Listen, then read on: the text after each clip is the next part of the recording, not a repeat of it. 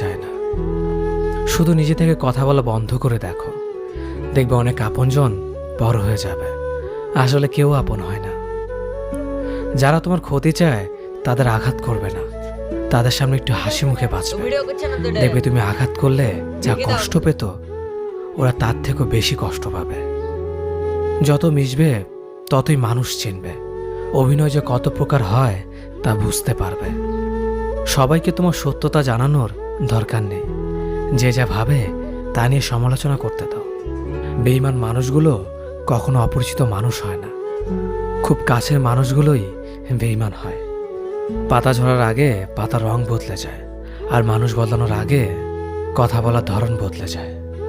মন কখনো ভাঙে না, যেটা ভাঙে সেটা হলো বিশ্বাস। কেউ যদি তোমার সাথে কথা বলা বন্ধ করে দেয়, তাহলে বুঝে নিও তোমার পিছনে তারা তোমার নিন্দা করা শুরু করে দিয়েছে।